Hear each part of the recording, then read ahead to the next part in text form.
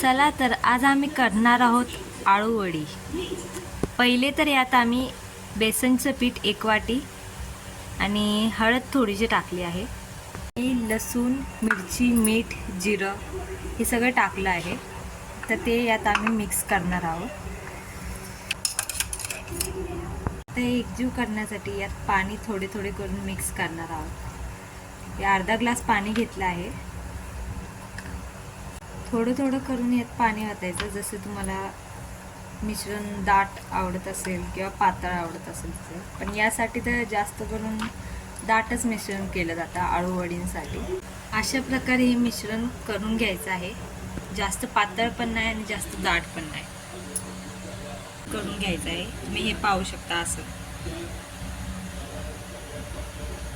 अजून यात आपण थोडेसे ओवा टाकायचा आहे, त्याने कसे चांगले होतात आळूवडी।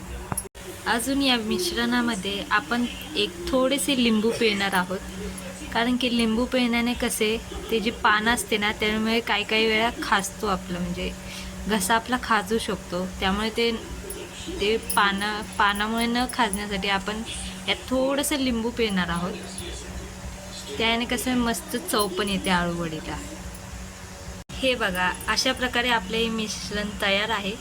जर तुम्हाला रेड मिरची जर आवडत नसेल तर तुम्ही या जागी हिरवी मिरची सुद्धा टाकू शकता। हे बघा, या प्रकारे आळूच्या पानाला हे मिश्रण आपण लावून घ्यायचं आहे। असं सगळे बाजूने ते लावून घ्यायचं आहे, म्हणजे कसं प्रत्येक घासात आपल्याला चव येईल। ओके, अशा प्रकारे लावून घ्यायचं आहे मिश्रण सगळीकडे। ओके,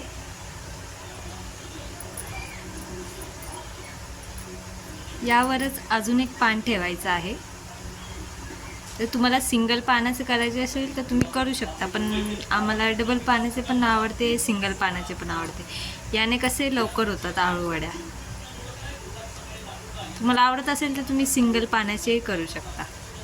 हे पहा, अशा प्रकारे सर्व पानांना आपल्याला जे आपण तयार केलेलं मिश्रण आहे ते लावून घ्यायचं आहे।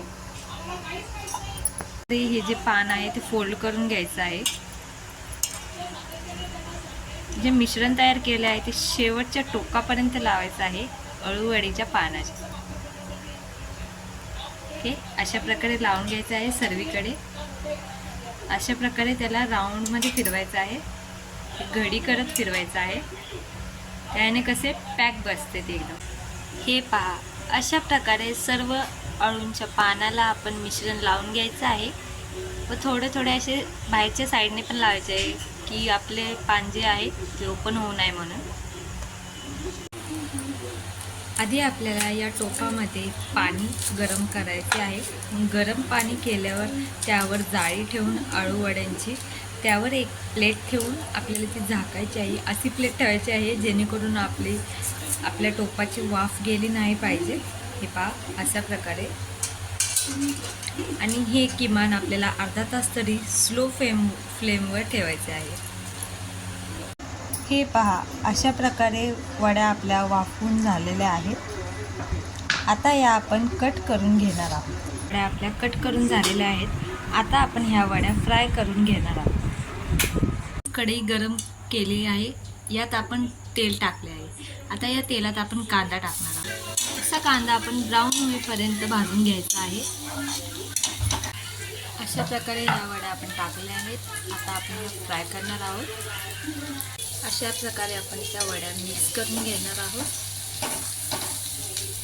अशा प्रकारे आपल्या आळूवड्या तयार झाल्या आहेत। ही रेसिपी जर तुम्हाला आवडली असेल तर या व्हिडिओला लाईक करा, शेअर करा व आपल्या चॅनलला सबस्क्राईब करा।